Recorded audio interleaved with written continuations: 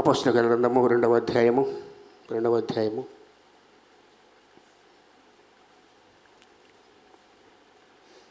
2 భాగాలుగా వాక్యం చదవబోతున్నాం.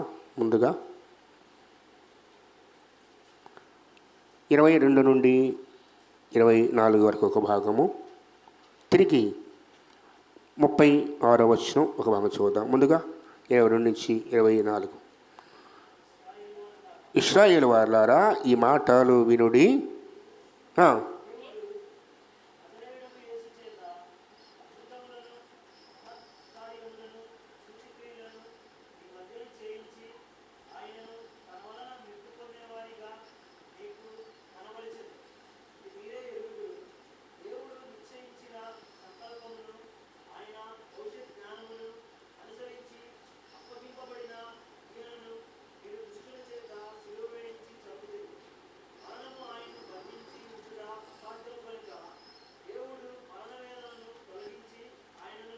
తిరిగి 36వ వచనం. మీరు సిలువ వేసిన యేసునే దేవుడు ప్రభువుగాను క్రీస్తుగాను నియమించెను. ఇది ఇశ్రాయేలు వంశమంతయు రూఢిగా తెలుసుకొనవలనని చెప్పాను. ప్రభు తన వాక్యము దీవించునుగాక. ప్రార్థన. తండ్రి, మీకు స్తోత్రాలు ప్రభువా. మరొక దినాన్ని మాకు ఇచ్చారు. ఈ మాసములో చివరి ప్రభుదినము తండ్రి, ఈ మార్చి మాసం అంతే కూడా మాతో ఉన్నారు. మీకు స్తోత్రాలు. అడుగడుగునా మీ సంది మేము చూసాం ప్రభువా. ఆహారము, ఆరోగ్యము, వ్యక్తిగతంగా, కుటుంబపరంగా, సంఘపరంగా, ఉద్యోగాల పరంగా, ప్రయాణముల్లో సమస్తములో కొరకు చూపిండేవా. మీకు స్తోత్రాలు. మా పట్ల, బిడ్డల పట్ల సహాయం చేశారు. ఈ చివరి ప్రభుదినాన నీ సన్నిధిలో చేరి మనసారా స్తుతిస్తున్నాము తండ్రి. మీరు చేసిన ప్రతి మేలు జ్ఞాపకం చేసుకుంటున్నాము నాయన. కనికరించండి. రాబోయే దినముల్లో ఎలా ఉంటామో తెలియదు, కానీ ప్రభువా మీ కృప మాకు తోడుగా ఉంటే చాలు కదా నాయన. మమ్మల్ని అందరినీ సంధించండి, బలపరచండి, అభిషేకించండి తండ్రి. మీ సాక్షులుగా వాడుకోమని ప్రార్థిస్తున్నాం. ఈ వాక్యం ద్వారా మమ్మల్ని సంధించండి, మిమ్మల్ని తెలుసుకోవటానికి. మీరు మా కోసమై మహిమగల సింహాసనం నుంచి ఎందుకు వచ్చారు, అందుకు తగ్గట్టుగా మేము జీవిస్తున్నాము లేదో తెలుసుకోవడానికి కృపను చూపండి. వాక్యం ద్వారా మా జీవితాలు సరిచేయమని ప్రార్థిస్తున్నాం.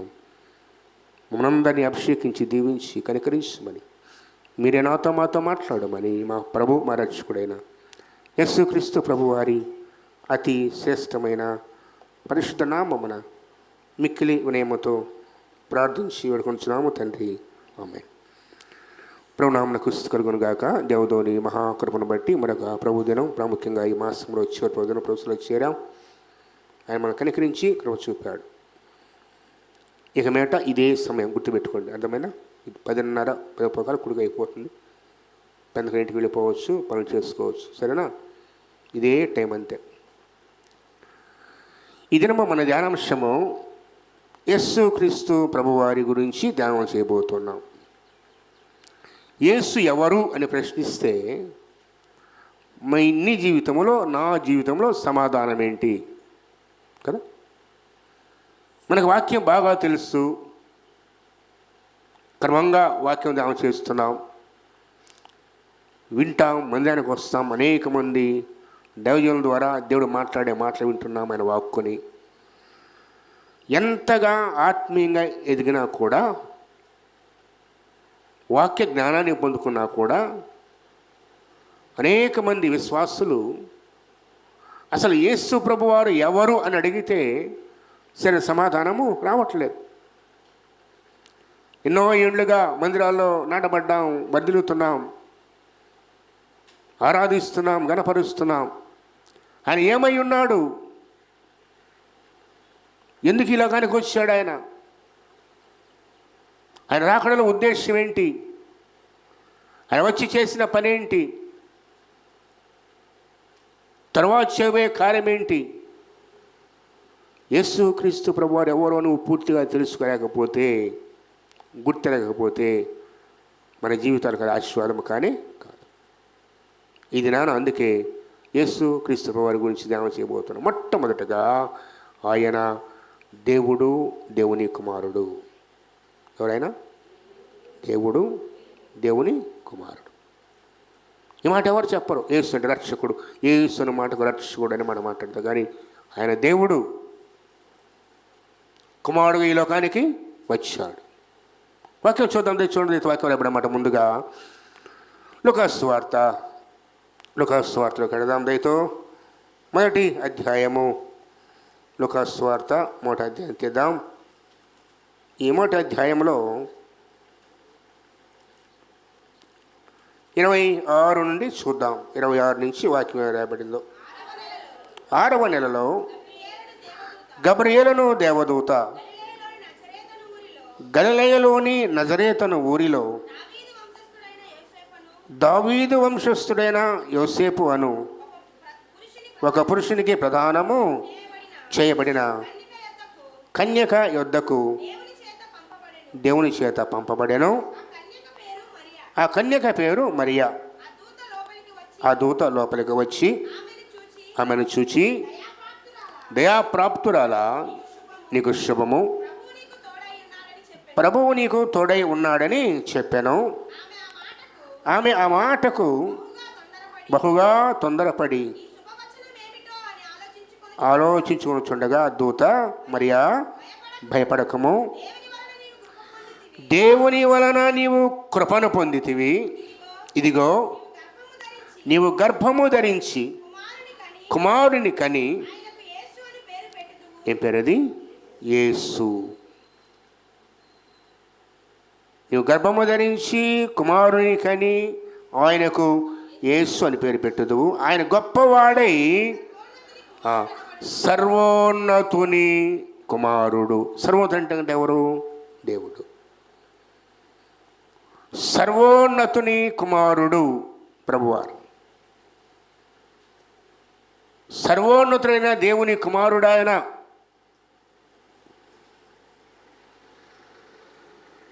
ఇక తర్వాత అనేకం చెప్పుకొస్తాడు. మొట్టమొదటి గుర్తుపెట్టుకోవాలి, ఎవరు ప్రభువారు? సర్వోన్నతుని కుమారుడు. సర్వోన్నతుడు అంటే అర్థం ఏంటి? మనం ప్రార్థన చేస్తాం కదా, ప్రియ తండ్రి, పరలోకపు తండ్రి, ప్రేమల తండ్రి. దేవుని నామాలు ప్రత్యేక నామాలు కొన్ని ఉన్నాయి. వాటిలో శక్తివంతమైన ఒక నామం ఇది, సర్వోన్నతుడైన దేవుడు. ఎప్పుడు ఒకే మాట కాదు కదా.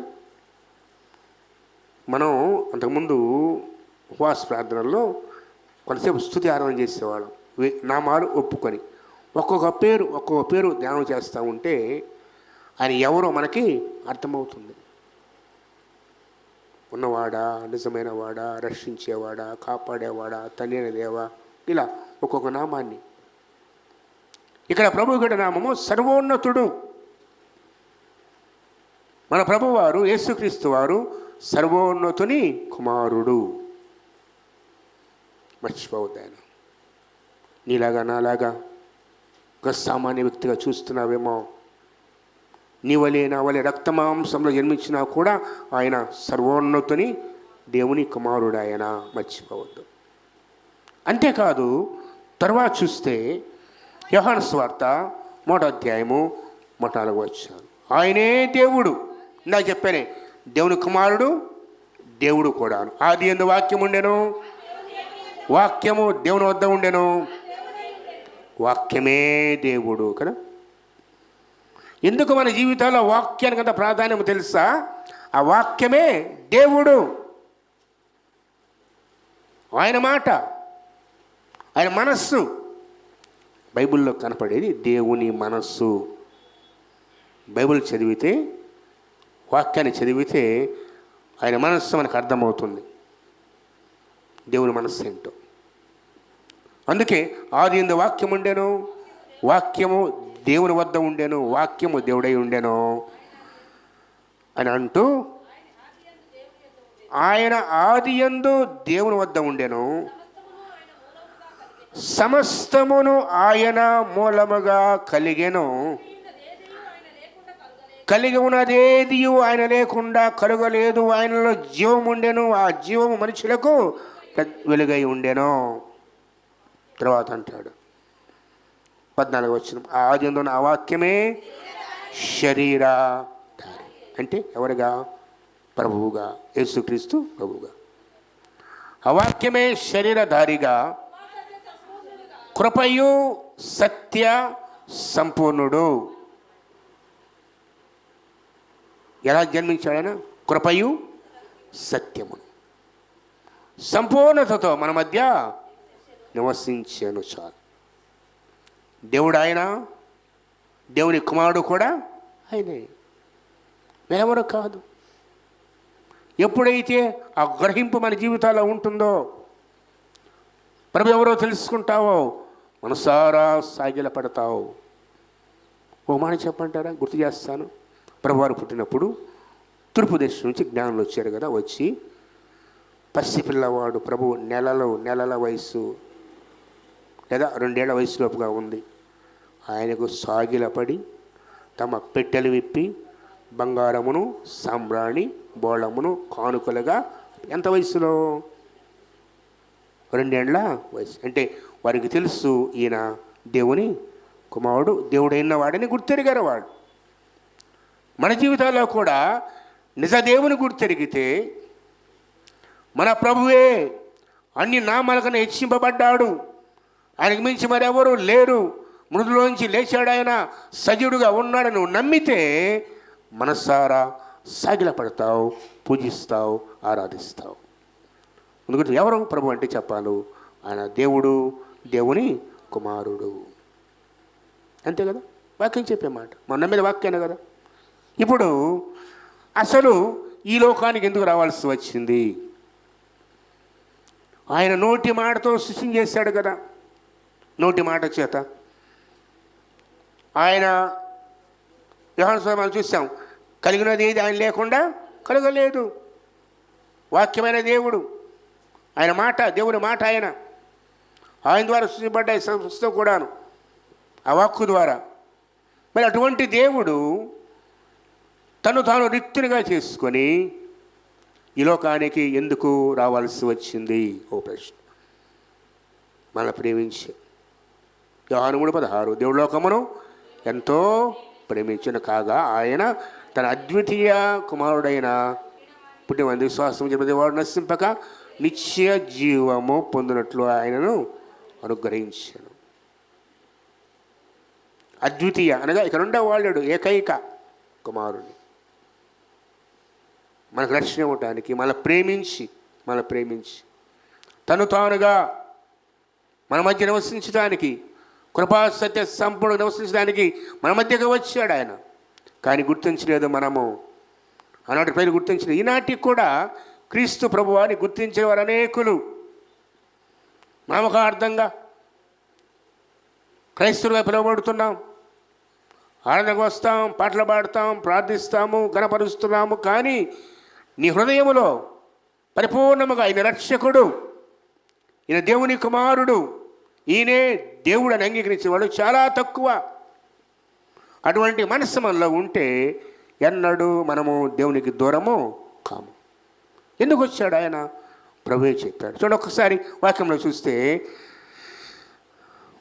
కొలస్సీ పత్రిక 3వ అధ్యాయం తీద్దాం. కొలస్సీ పత్రిక ముందుగా లోకా సువార్తకి వెళ్ళండి, 19వ అధ్యాయం 10వ వచనం. లోకా 19:10 నశించిన దానిని వెదకి రక్షించుటకు మనుష్య కుమారుడు ఈ లోకమునకు వచ్చెను. ఏం నశించింది? మన పాపముల చేతను అపరాధముల చేత చచ్చిన నశించిపోయి ఉన్నాం మనం. మన వెదకి రక్షించటానికి దేవునికి దూరమైన మనలను ఆదాము హవ్వల ద్వారా మనలో పాపం ఏలుతూ ఉంది. అదే రక్తం, అపరాధ రక్తం, అది దేవునికి లోబడని జీవితం, అది ఆయన మాట వినని హృదయం, అది కఠినపరచబడ హృదయం, అది సరిచేయబడాలి. పాపక్షమాపణ కావాలి. మనం వెతుక్కుంటూ ఆయన వచ్చాడు. వెతుక్కుంటూ, నిన్ను నన్ను వెతుక్కుంటూ నశించిన దానిని. నశించడం అంటే అర్థం ఏంటి?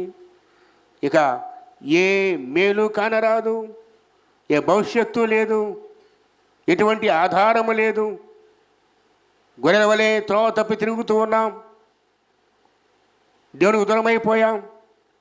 అలాగే జీవిస్తే మన బ్రతుకేమవుతుంది? నిత్య నాశనమని గుర్తెరిగి మనల్ని వెదికి పట్టుకోవటానికి ప్రభు వచ్చాడు. ఇది గొప్ప సంగతి ఏంటంటే మనందరినీ ఆయన పట్టుకున్నాడు కాబట్టి మనం ఇక్కడ ఉన్నాం కదా. నశించిన స్థితిలో ఒకప్పుడు మనం ఉన్నాం, నశించిన స్థితిలో మనం ఉన్నాం. ఈ నశించిన మనలను ఆయన పట్టుకున్నాడు కాపాడటానికి. ప్రభుపానం చెప్పాడు కదా, ఒక దినాన ఏం చెప్పాడు చెప్పడం, ఒక దినాన ఒక మనిషికి 100 గొర్రెలు ఉన్నాయి, వాటిలో ఒకటి తప్పిపోయింది. ఆ 99 గొర్రెలను అక్కడ విడిచిపెట్టి ఆ ఒక్కదాన్ని వెతుక్కుంటూ వెళ్ళాడు. ఎందుకు? ఒకవేళ వెళ్ళకపోతే ఆ ఒక్క గొర్రె తెల్లారేసరికి ఉండదు. ఏ క్రూర జంతువులో, ఏ లోయలో పడిపోద్దో, ఏ పొదలో చిక్కుంటుందో కదా. కేక వేసుకుంటూ వెళతాడు, అరుస్తూ వెళతాడు. ఎక్కడో లోయలోనో లేదు కొమ్మలు చిక్కున్న ఆ గొర్రె పిల్ల కాపరి స్వరం కానీ ఎంత సంతోషం. మన జీవితం కూడా అంతే. ఈ లోకంలో జీవించే మనకు, నశించిపోయిన లోకంలో ఉండే మనకు, మన వెదకి రక్షించడానికి ప్రభు వచ్చాడు. ఈరోజు మనం ఆయన స్వరం వింటే మన జీవితాల్లో ఆశీర్వాదం. అందుకు వాక్యం ఉంటుంది, ప్రభు ఎందుకు వచ్చాడు అంటే నశించిపోయిన నీ కొరకు నా కొరకే, ఎవరో కాదు. మనం ఇతరులు చూస్తాం, ఇతరుల పాపాలు చూస్తాం, ఇతరుల నేరాలను చూస్తాం, కానీ మన జీవితాన్ని పరీక్షించుకోం. మనం ఎంత దేవునికి దూరం అయిపోయామో, మన జీవితాలు ఎంత అతిక్రమం ఉందో, ఎంత పాపాన్ని కూడగట్టుకుంటూ ఉన్నామో, ఎంతగా దేవుని దూరం అయిపోతూ ఉన్నామో, ఎంతగా ఉగ్రతగా పాలయ్యనో మర్చిపోయి నా కోసం కాదు, నేను బాగానే ఉన్నాను, మనం నీతిమంతులుగా తీసుకుపోతూ ఉన్నావు. వాక్యం అంటే నీతిమంతులు లేడు, ఒక్కడు కూడా లేడు. ఎవరైనా నీతిమంతులు అంటే నశించిన దాన్ని వెతికి చూసిన ప్రభు యొక్క రక్తంలో కడగబడ్డవారే, ఆ వెలుగులో నడిచేవారే, లోకానికి వెలుగైన ప్రభుతో నడిచేవారే. జ్ఞాపకం చేసుకో, నశించిన దానిని వెదకి రక్షించడానికి మన ప్రభు నీ కొరకు నా కొరకు ఈ లోకానికి వచ్చాడు. నశించంటే ఏదో కాదు, నువ్వు నేనే, ఇంకెవరో కాదు, మనమే. మన కోసం వచ్చాడు ప్రత్యేకంగా నీ కొరకు నా కొరకు. కొలస్సీ పత్రిక చూడదు, అయితే అవుతుంది. కొలస్సీ పత్రిక 1వ అధ్యాయము 13వ వచనం. ఆయన మనలను అంధకార సంబంధమైన ఈ అధికారం, అది అంధకారం అంటే చీకటి, చీకటి మనల్ని ఏలుతుంది. చీకటి అనగా అపవాది, సాతాను. దేవుడు వెలుగు, వెలుగు వ్యతిరేకం ఏంటి?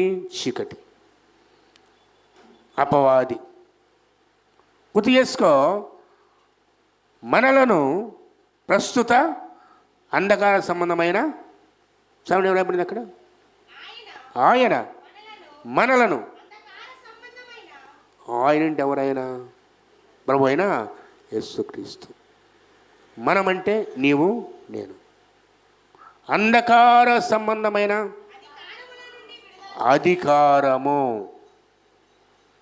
ఏ అధికారి కింద నువ్వు ఉన్నావు? నేను ఈరోజు ఒక మాట చెప్పంటారా? గుర్తుంచుకోండి, ఒక వ్యక్తి రక్షణ పొందేదాకా, ఒక వ్యక్తి పాపంలోనే ఉన్నాడు అంటే, ఒక వ్యక్తి మారు మనసు పొందలేదు అంటే, ఒక వ్యక్తి దేవుని మాటకు లోబడి బాప్తిస్మానికి రాలేదు అంటే నువ్వు ఎవరి అధికారంలో ఉన్నావు? మందిరానికి వస్తున్నావు. అంధకార సంబంధమైన అధికారి ఎవడు? అపవాది, సాతాను. ఎందుకు చెప్పండి? ఆజ్ఞ లోబడితే అన్నీ లోబడాలి. ప్రార్థన చేయమన్నాడు, చేస్తున్నాం. బైబిల్ చదవమన్నాడు, చదువుతున్నాం. సన్నిధికి రండి అన్నాడు, వస్తున్నాం. పాపాలు ఒప్పుకొని అంటున్నావు, పశ్చాత్తపడి ఉపవాస ప్రార్థనలోనూ కన్నీటి అడుగుతావు, అయ్యా క్షమించని. ఆ తర్వాత ఇంకొకటి ఉంది కదా, ఏముంటుంది? బాప్తిస్తు నీ పాపాలు కడిగేసుకో. ఒప్పుకోవడం కాదు, కడిగివేయబడాలి. వాక్యానుసార జీవితం అదే కదా. నీటి బాప్తిస్మము ద్వారా నీ పాపములు కడుక్కో. నువ్వు నీటి బాప్తిస్మం ద్వారా నీళ్ళ మునిగినప్పుడు నీ పాత శరీరం పాతిపెట్టబడుతుంది, ప్రభువుతో సిలువ వేయబడుతుంది. నువ్వు తిరిగి లేచినప్పుడు యేసుక్రీస్తు వారు పొడదాడుగా లేచినట్లుగా నూతన జీవితం లేపబడుతూ ఉన్నావు, ఆయన సాక్షి బ్రతుకుతున్నావు. ఇదే బాప్తిస్మం ఉద్దేశం. దేవుని మాటకు లోబడకుండా, మారు మనసు రక్షణ లేకుండా మనము అపవాది సంబంధమైన అధికారములో, చీకటి అధికారములో మనమున్నామని మర్చిపోవద్దు. దేవుని మాటకు విధేయత చూపకపోతే విధేయత. మత్తయి సువార్త 28 చివరి చూడండి ఏముంటుందో. సర్వలోకమునకు వెళ్ళి సర్వ సృష్టికి సువార్తను ప్రకటించుడి. నేను మీకు దాని ముందు ఉంటుందమ్మా, నమ్మి. కాబట్టి మీరు వెళ్ళి సమస్త జనులను శిష్యులుగా చేయుడి, తండ్రి యొక్కయు కుమారుని యొక్కయు పరిశుద్ధాత్మ యొక్క నామములోనికి వారికి బాప్తిస్మమిచ్చుచు నేను మీకు ఏ ఏ సంగతులను బోధించుతునో వాటన్నిటినీ గైకొనవలసిన వారికి ఫస్ట్ ఏం చేయాలి? ప్రభు దగ్గర రాగానే మొదట ఏం కావాలి? పాపక్షమాపణ, తండ్రి కుమార పరిశుద్ధాత్మ దేవునిలో బాప్తిస్మా. తదుపరి ఏం చేయాలో బోధించండి. అనగా రక్షణ పొందిన పిదప జీవించవలసిన జీవితము అది. మనం రక్షణ పొందకుండానే సరిచేయబడుతున్నాం. అది మన సొంత కీలు అవుతుంది. అర్థమైందా? నేనే పాపం చేయలేదు, వాక్యం చదువుకున్నాను, ప్రార్థన చేసుకున్నాను, ఇక నా బాప్తిసం ఏం పని? ఫిలిప్పు దూత పిలిచి, ప్రభు పిలిచి, ఇదిగో వెళ్ళి ఆ అధికారి కలుసుకొని చెప్పగానే రథం వెంబడి పరిగెత్తుకుంటూ వెళ్ళి ఆరాధించడానికి వచ్చాడు. ఖజానాదారుడు అధిపతి ఆరాధించడానికి వచ్చాడు. పోతూ పోతూ ఇష్టానందం కొనుక్కొని చదువుకుంటూ పోతుంటే ప్రభు గురించి రాయబడే మాటలు చదువుతున్నాడు. రథం వెంబడి పరిగెత్తుతూ నువ్వు చదివింది నీకు అర్థమవుతుందంటే ఎవరైనా బోధించకపోతే నాకు ఎలా తెలుస్తుంది? రథాన్ని నిలుపు చేసి ఎక్కించుకున్నాడు. వెళుతూ ఉండగా యోగం చెప్పిన ప్రవక్త అంటే క్రీస్తు ప్రభు గురించిన రక్షణ సాక్ష్యాన్ని ఆయన జీవితాన్ని బోధించినప్పుడు నీళ్లు కనబడ్డాయి. ఏం కనబడ్డాయి? నీళ్ళు. వెంటనే రథమాపని చెప్పి, ఇవిగో నీళ్ళు, నాకేమీ ఆటంకం. ఏంటి అపస్తుగాని ఒక్కసారి అపస్తుగాని నువ్వు చూడండి.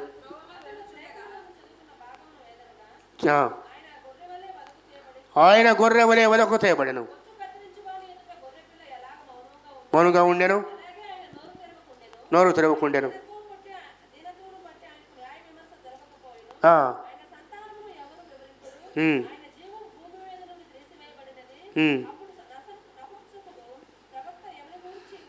ప్రవక్త ఎవరిని గూర్చి ఇలాగ చెప్పుచున్నాడని తను గూర్చియా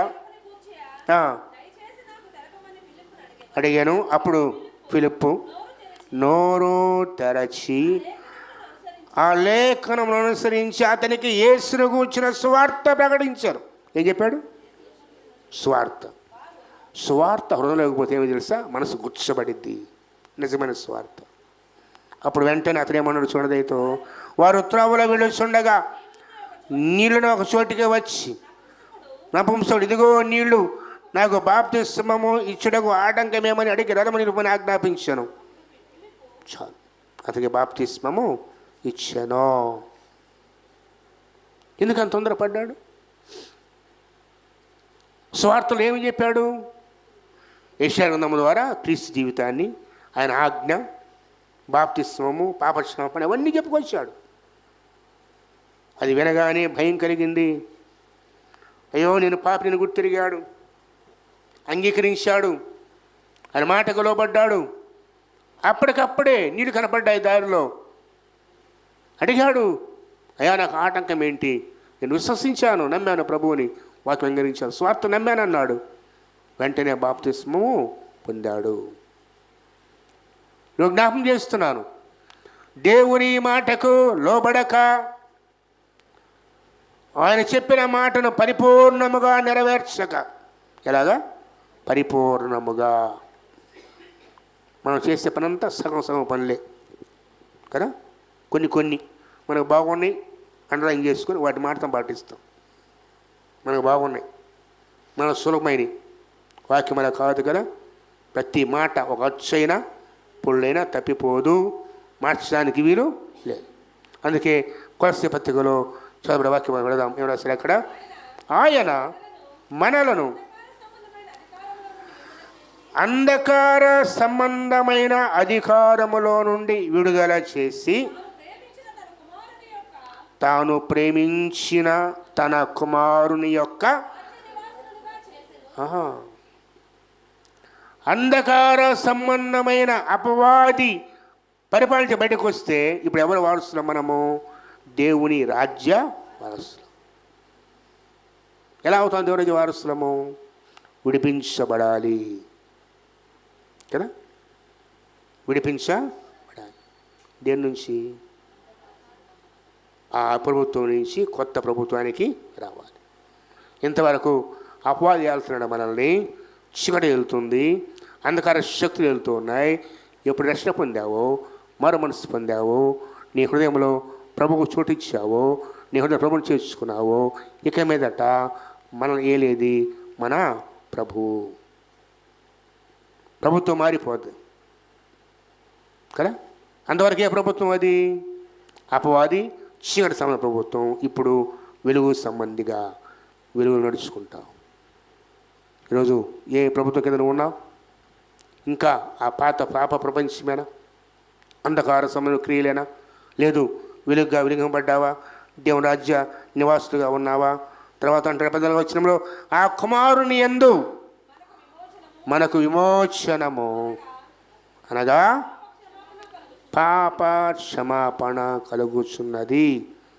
మాట చెప్పాలంటే యేసు క్రీస్తు ప్రభువుకి వచ్చారంటే సాతాను రాజ్యము నుండి, సాతాను బంధకాల నుంచి, అపవాది నుండి మనం తప్పించడానికి వచ్చాడు.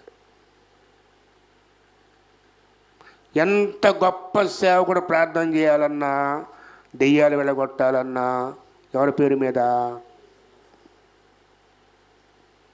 నేను చెప్తున్నా పాయింట్ పోతే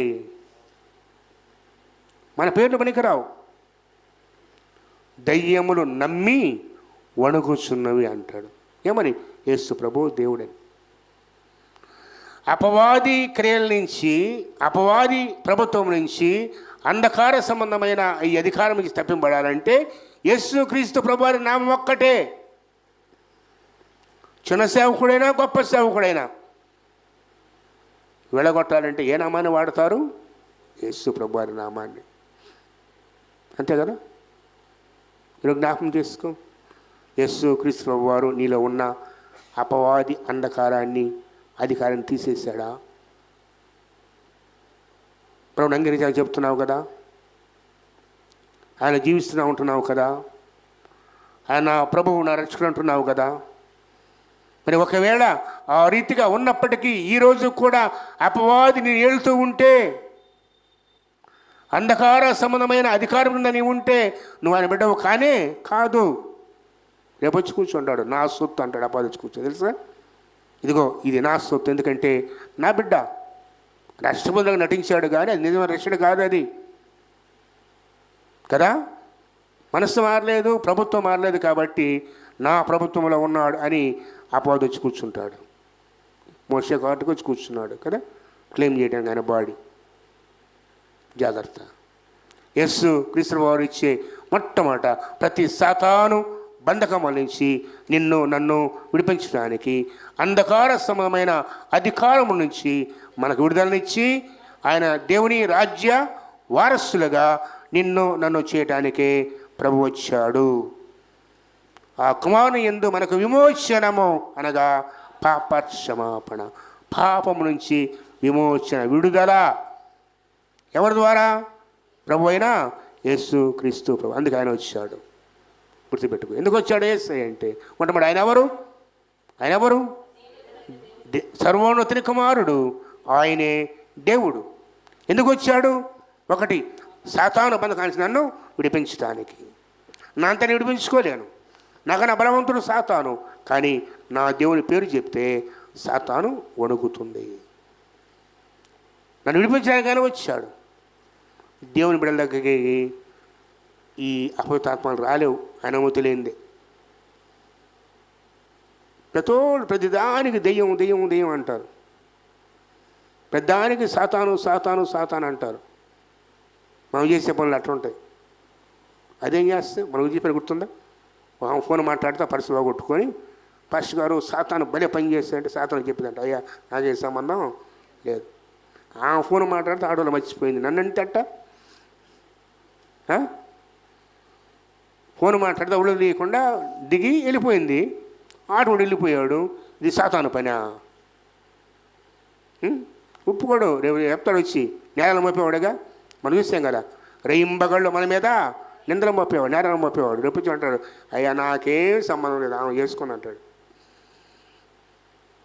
అంతే కదా. మనకు మనం చేసుకొని సాతాను శోధిస్తుంది, సాతాను పట్టుకుంది, కుదరదు. ఆయన వచ్చిందే అందుకు.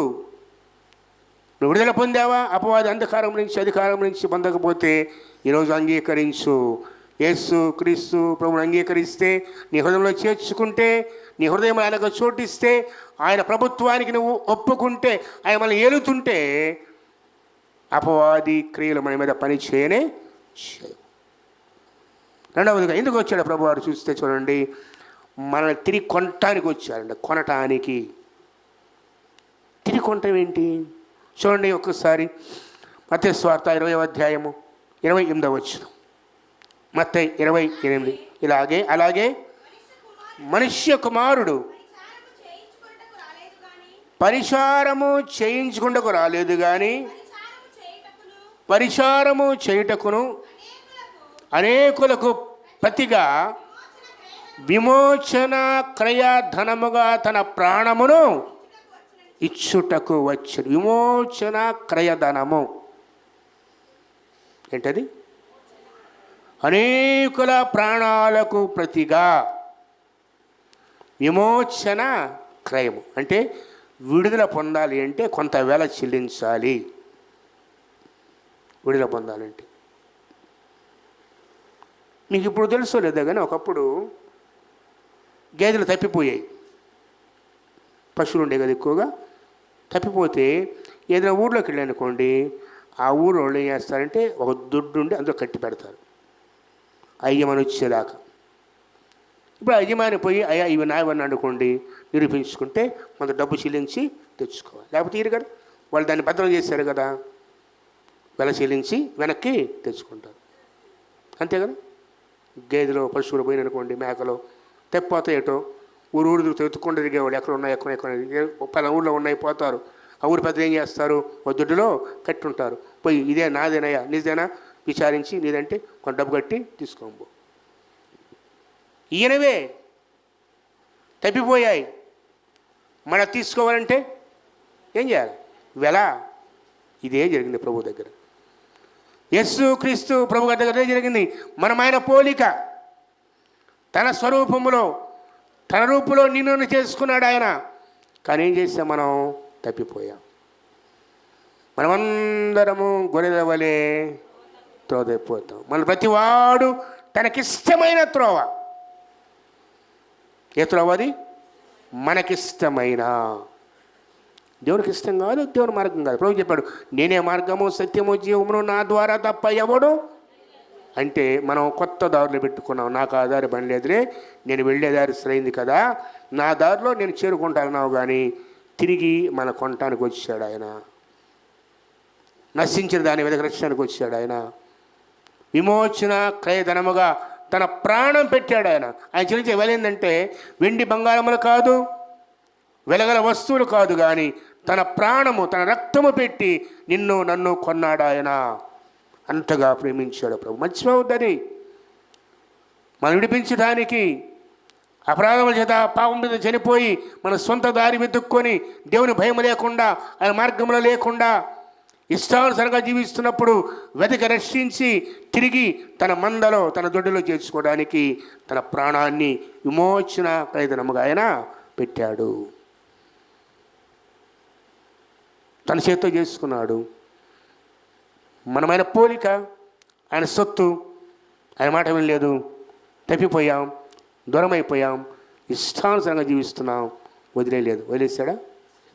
వెతుక్కుంటూ వచ్చి ఏం వెల చెల్లించాలి?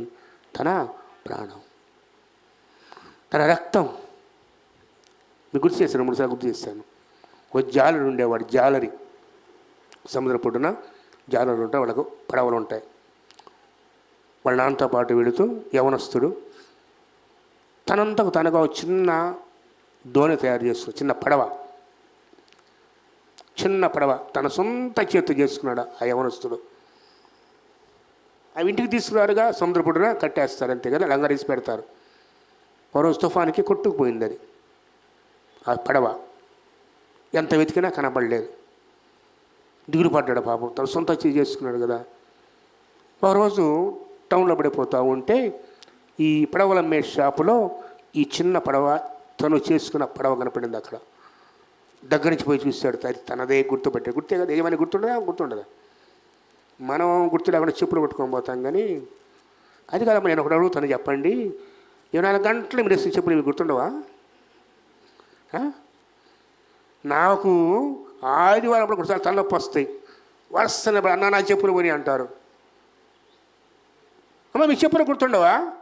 ఓ మాట అడుగుతాను, ఏమనుకోవద్దు, చెప్తాను. దేవుని పిల్లలని పని చేయకూడదు. చేస్తారా? అన్ని కంపెనీలు ఒకటేలే, కానీ సైజులు కూడా ఆ మాత్రం తెలియదు మీకు.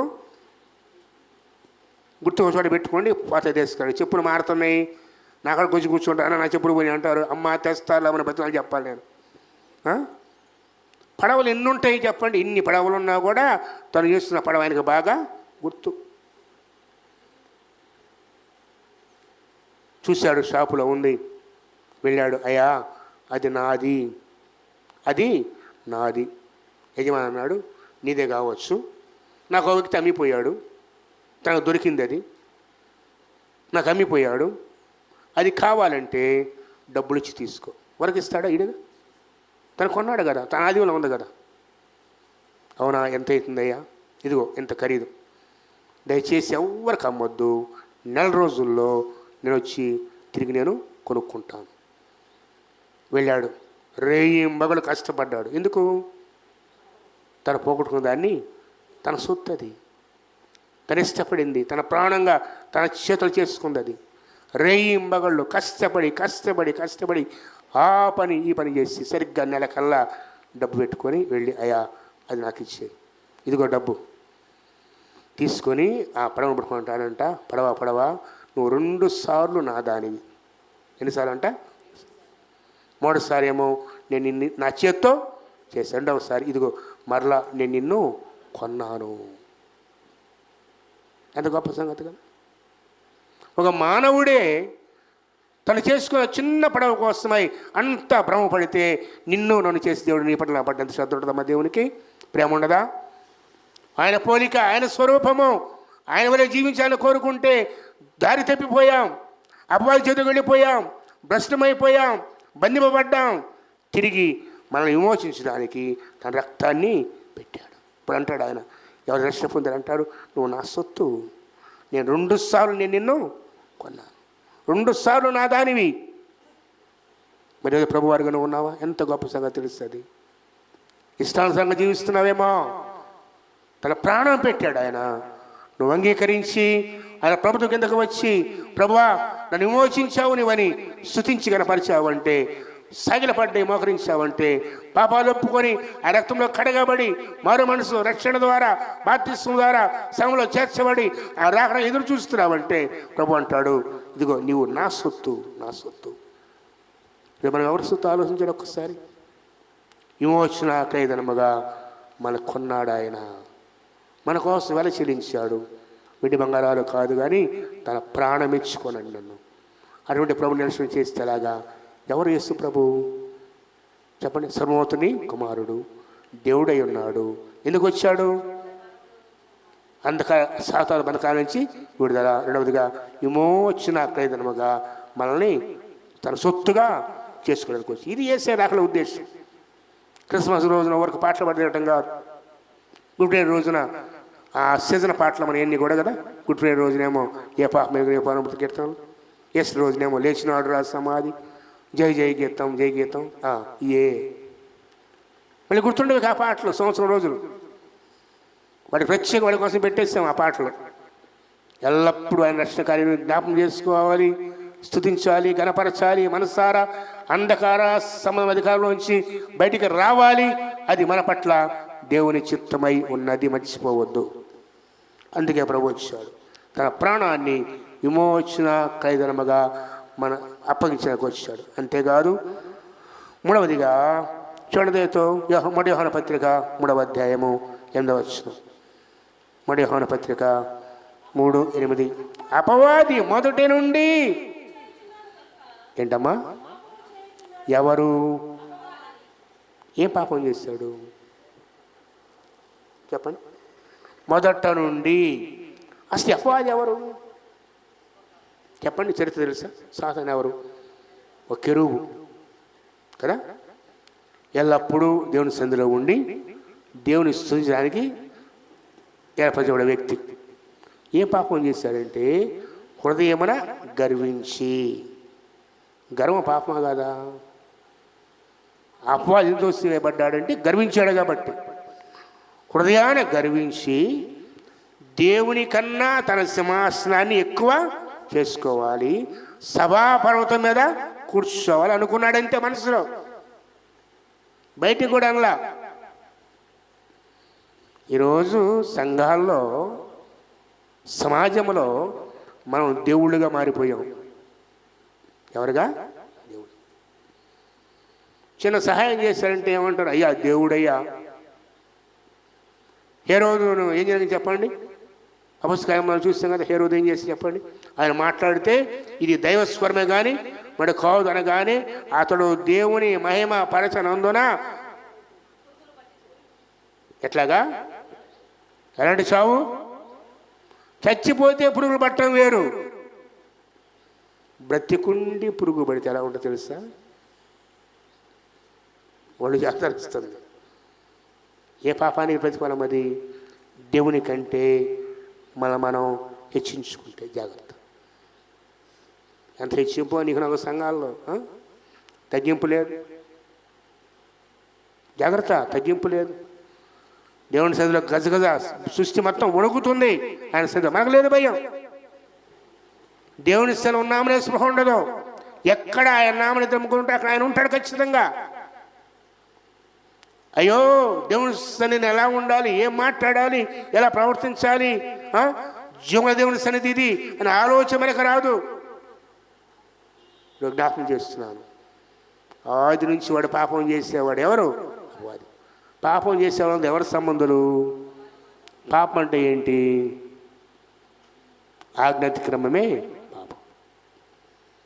మొట్టమొదట ఆదాము హవ్వ చేసిన పాపం ఏంటి చెప్పండి? నరహత్య చేయలేదు, వ్యభిచారం చేయలేదు, దొంగతనం చేయలేదు, దేవుని మాటను త్రోసేస్తారు. దేవుని మాటకు లోబడ, అదే పాపం. ఎంతమంది అన్నా ఈరోజు మన దేవుని మాటకు లోబడకుండా? మన జీవితంలో ఎన్నిసార్లు దేవుని వాక్కును త్రోసేస్తాం?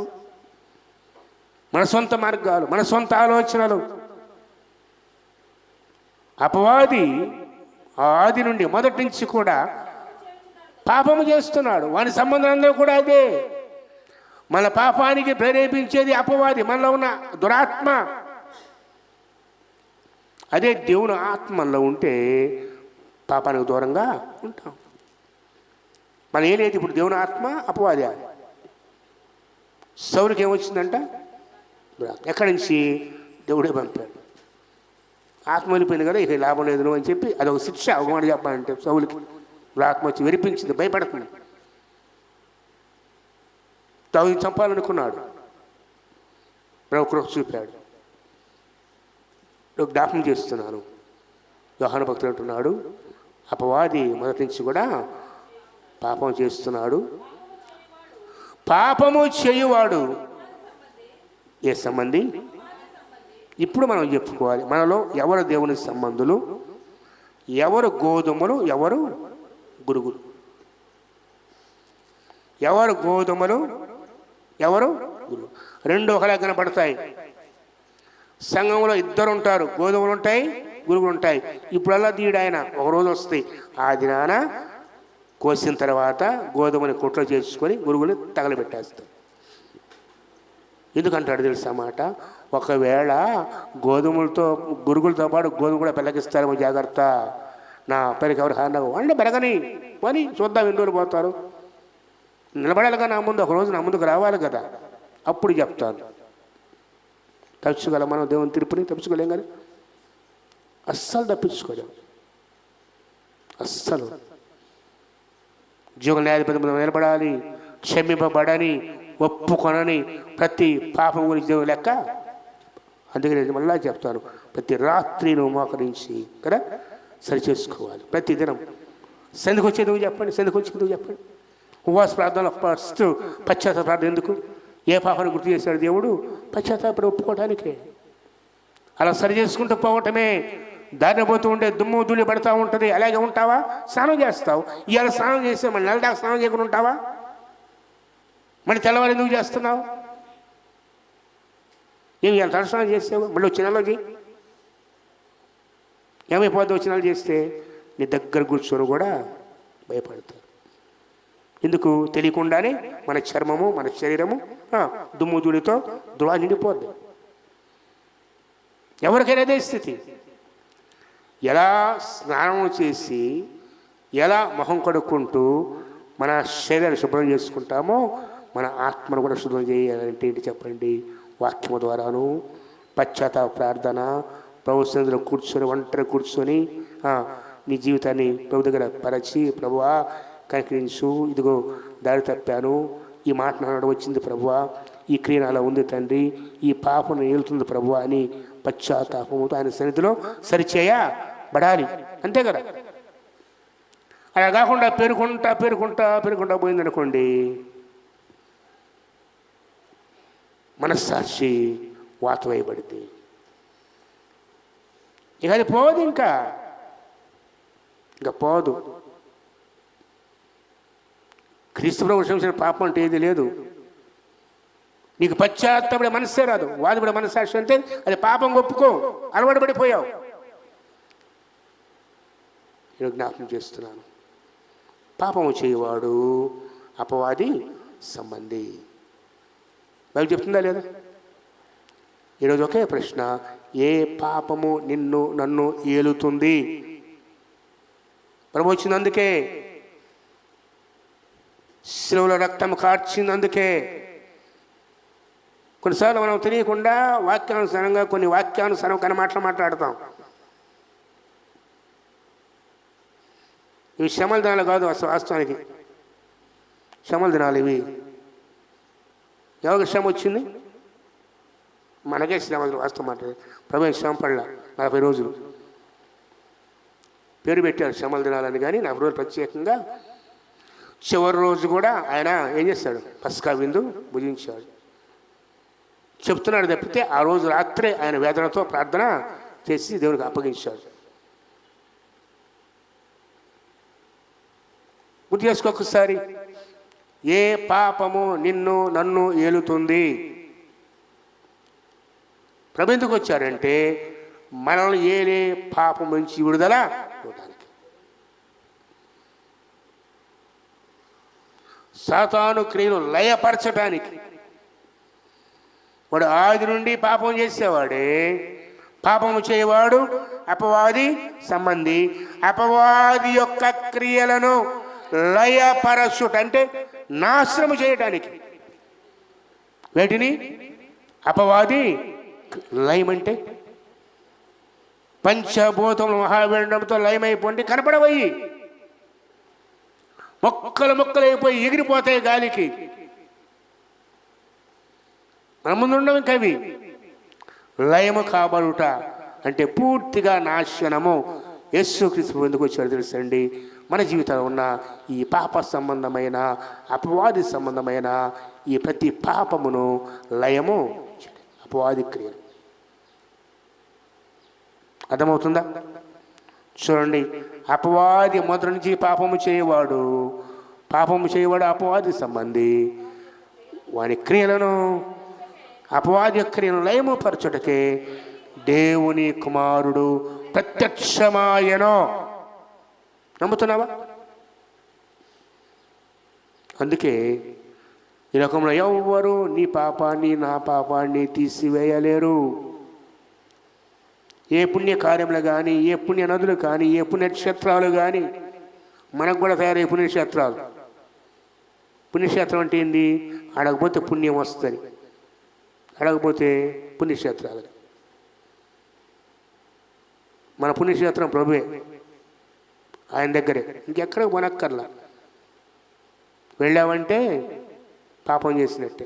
ఎందుకంటే నువ్వు వద్దయ్యా నాకు అది ఉండాలని నేను చెప్పాను. చూస్తారా?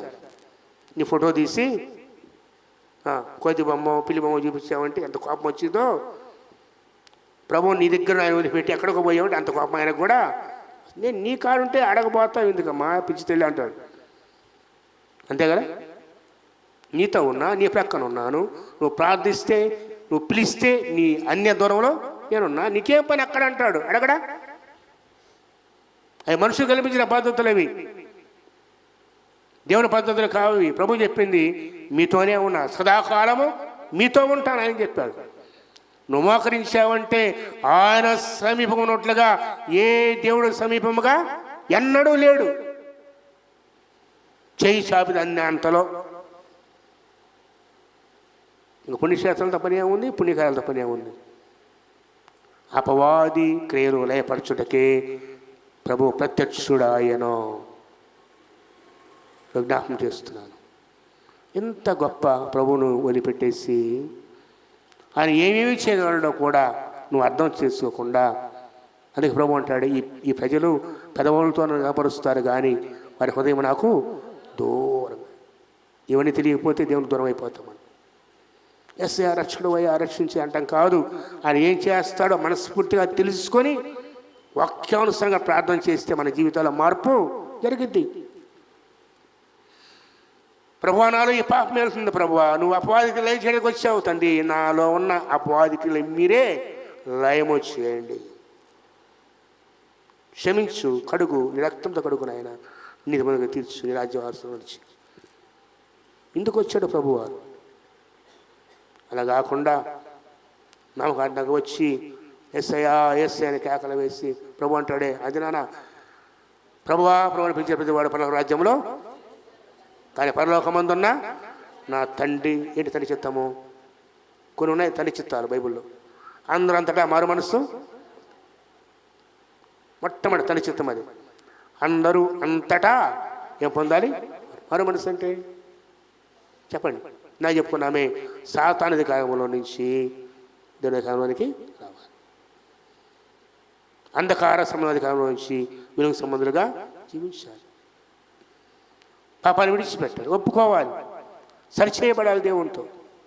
ఆయన అంగీకరించాలి, ఆయన మాట వినాలి, ఆయన సొత్తుగా మార్చబడాలి.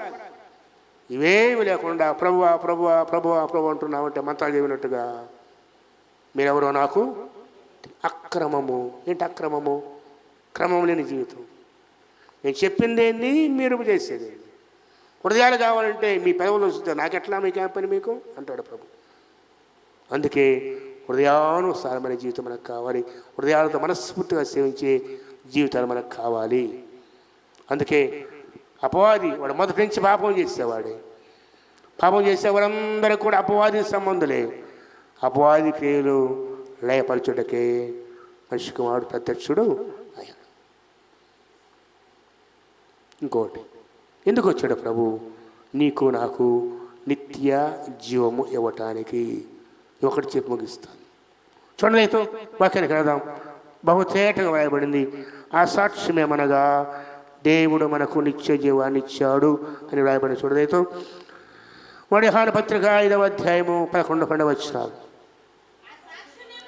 ఆ సాక్ష్యమేమనగా దేవుడు మనకు నిత్య జీవమును దయచేసెను.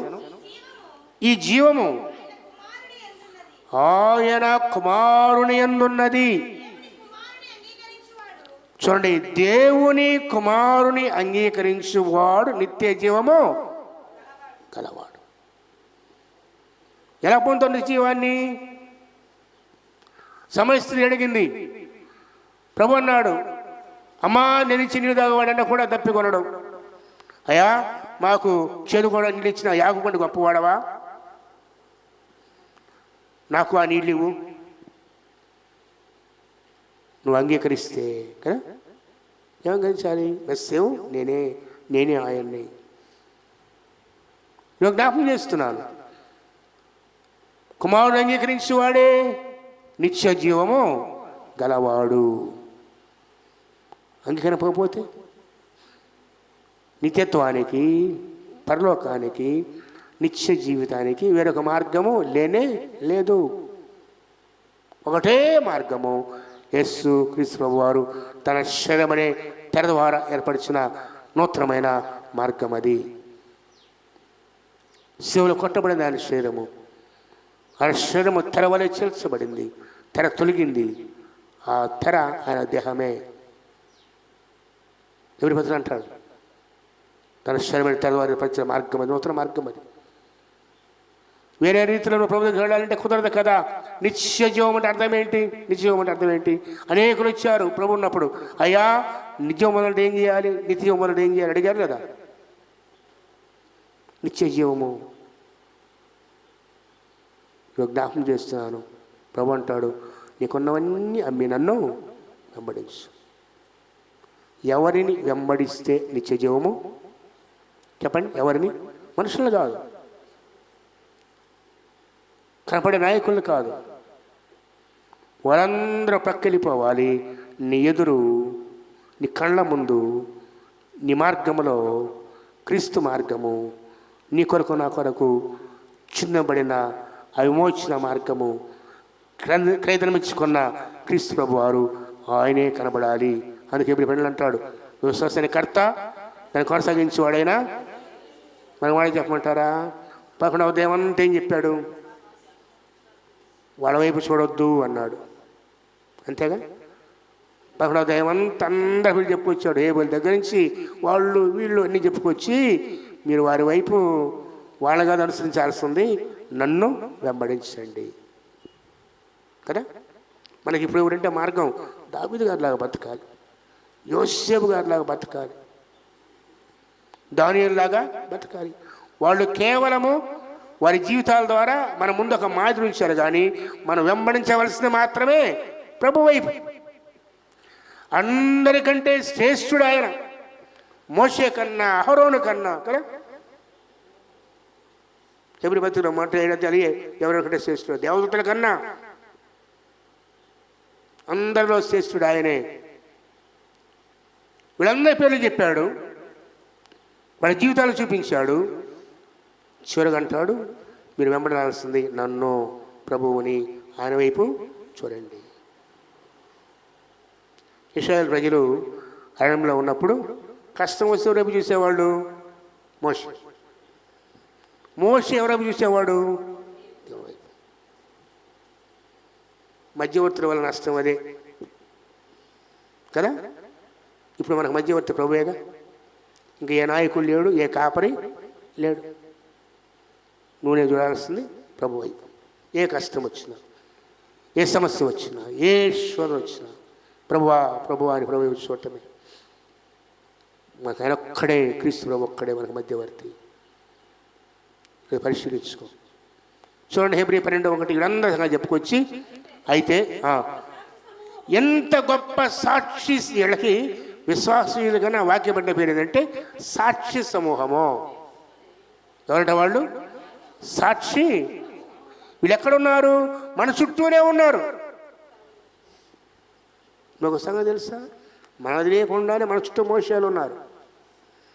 అదే శ్రమలో పోయేవాళ్ళు. వారి విశ్వాస పరిమాణము, వారి శోధనలు దేవుని కోసం తెంచిన వాళ్ళు ఉన్నారు. ఇంత గొప్ప సాక్షి సమూహము మేఘం వల్ల మనం ఆవరించి ఉండగా వాళ్ళ వైపు చూడొద్దు.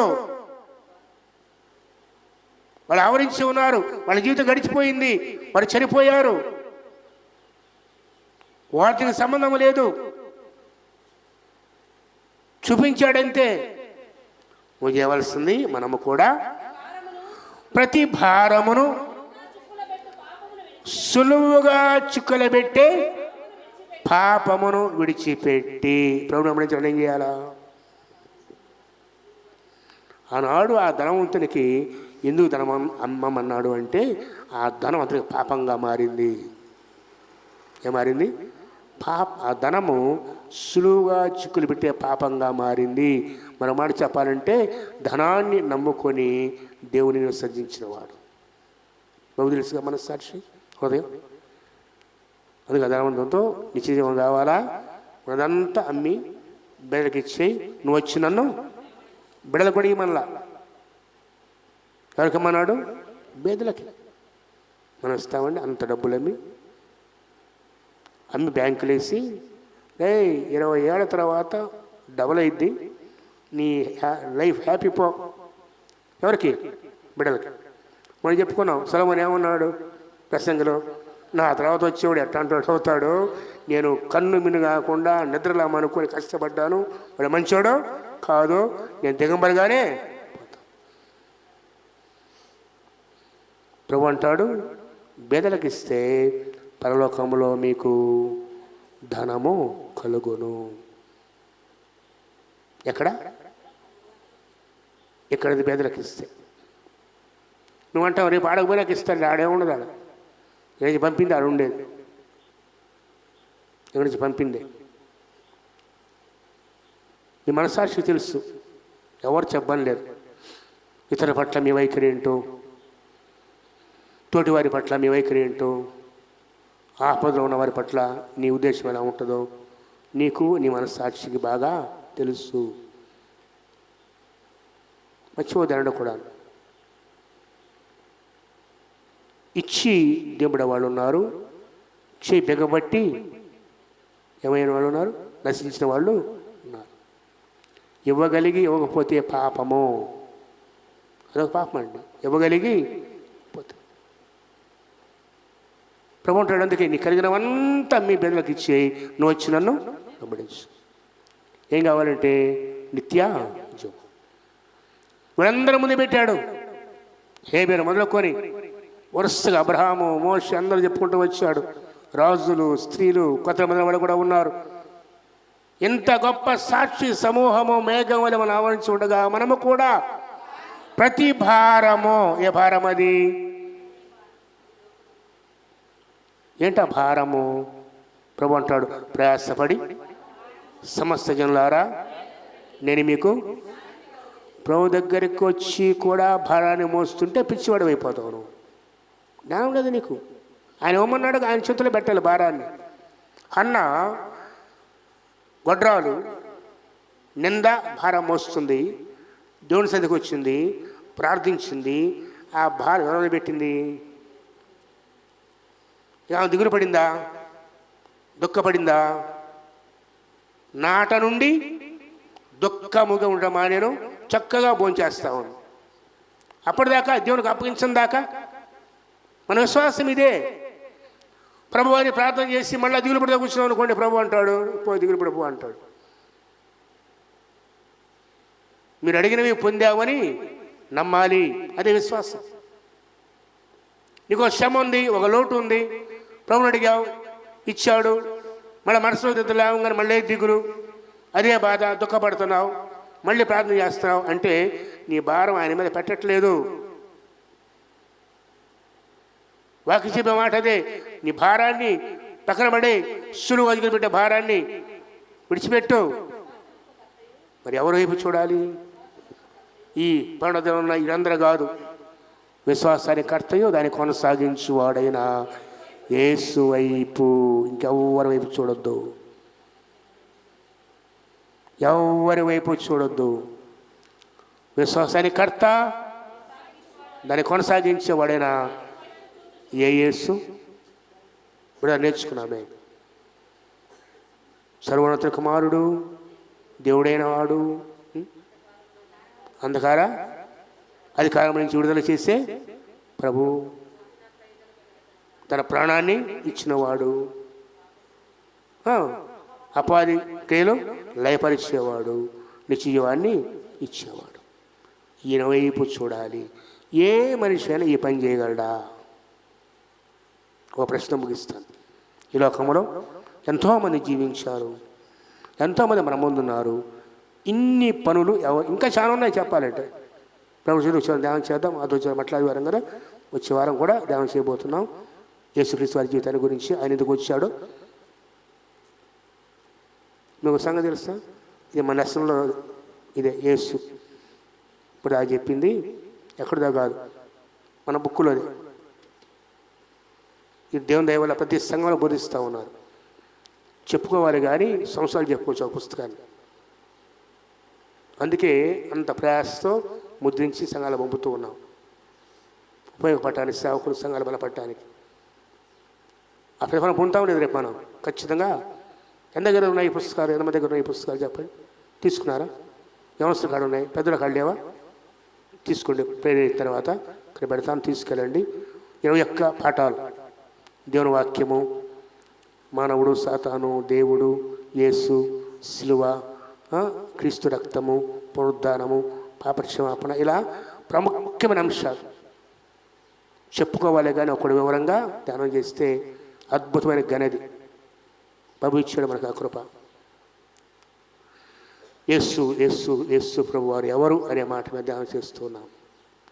ఈయనలాగా, మన ప్రభువులాగా ఇంకా చేయగలవారు ఎవరైనా ఉన్నారా?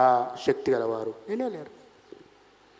పాపాలు క్షమించడం కానీ, అపవాదికి లేపరచడం కానీ, అంధకార అధికారం నుంచి మనం విడుదల చేయటం కానీ, నిత్యజీవం ఉండటం కానీ. నిత్యజీవం అంటే ఏంటి? నిత్యజీవం అంటే ఏంటి? ప్రతి మానవుని కోరిక బ్రతకాలి, బ్రతకాలి, బ్రతకాలి. కానీ ఎవడ బతకట్లేదే. బతుకుతున్నారా? ఒకవేళ బతికేవాళ్ళు ఈ పాటికి 1000 సంవత్సరాలు ఎవరు ఉండేవాళ్ళు. ఇదిగో నా 2000 పుట్టినరోజు అని చెప్పేవాళ్ళు ఉండేవాళ్ళు. ఏదో పుట్టినరోజు అని, 2000 సంవత్సరం పుట్టినరోజు అండి, కానీ వెలిగి కేక్ కోయండి, ఏంది చావు లేకుండా ఉంటే అసలు కాదు. అబ్రహం గారు వచ్చేవాడు, నాది ఇది 4000 సంవత్సరం పుట్టినరోజు కదా. అట్లా ఎవరు లేరు. ప్రభు చెప్పాడు, అధిక బలం ఉంటే మన ఆయుష్కాలం 70, అధిక బలం ఉంటే 80, అయినా వాటి వైభవం ఆయాసమే, దుఃఖమే. వాడిపోతాం. నిత్యజీవం ఎప్పుడైతే? నిత్యజీవం అంటే నిత్యం జీవించాలి కదా దేవుని సన్నిధిలో. ఎక్కడి నుంచి వచ్చామో అక్కడికి తిరిగి వెళతాం. ఏ దేవుడు నిన్ను సృష్టించి, నా చెప్పానే విమోచన క్రింద మనం కొన్నాడు, తిరిగి రెండవసారి మనం చూస్తాయేమో ఆయన దగ్గర ఉంటాం. రక్షణ పొంది, మారు మనసు పొంది, ఆయనకు లోబడి ఆయన జీవిస్తుంటే లాజరుకి ఏం చేయాలి చెప్పండి? దేవదూతలు వచ్చి అబ్రహామును అనుకోవడానికి తీసుకొని పోబడ్డారు. ఎప్పుడు మర్చిపోవద్దు, ఈ జీవితానికి అంతం ఒకటి ఉంది. లోకం వైపు చూడొద్దు, లోకాశ వైపు చూడొద్దు, లోకంలో గొప్పవారి వైపు చూడొద్దు. నువ్వు చూడవలసింది వాళ్ళెంత భక్తులైనా వాళ్ళ వైపు కాదు, విశ్వాసాన్ని కర్త కొనసాగించే ప్రభు వైపు చూస్తూ వెళ్ళిపో. అదే దారిలో నేరుగా ఆయన దగ్గరకే. పక్క చూసావంటే పడిపోతావు. నీ గురి, నీ గమ్యము, మన గురి, మన గమ్యము ప్రభువే కావాలి, ప్రభువే కావాలి. ఈ దినమందైనా పశ్చాత్తాపడి మనసు మార్చుకొని, ప్రాముఖ్యంగా ప్రభు ఎవరో గుర్తిరిగి, యేసు క్రీస్తు వారు ఎవరో, ఆయన ఏం చేస్తాడో, ఏం చేస్తున్నాడో, ఏం చేయబోతున్నాడో గుర్తిరిగి సిద్ధపడి ఆయన కోసం ఎదురు చూద్దాం. ఈ విధానంతో జీవిద్దాం. అట్టి కృప పరిశుద్ధాత్మదేవుడు నీకు నాకు మనకు దయచేయను గాక. ప్రభు కృప చెబితే వచ్చే వారము తిరిగి ఇది అంశాన్ని యేసు క్రీస్తు వారి గురించి లోతుగా ధ్యానం చేద్దాం. మోకరించండి, ప్రార్థన చేసుకుందాం. లేదా మోకరించండి, వితరాకి కోసం ప్రార్థించండి కోరుతున్నాను.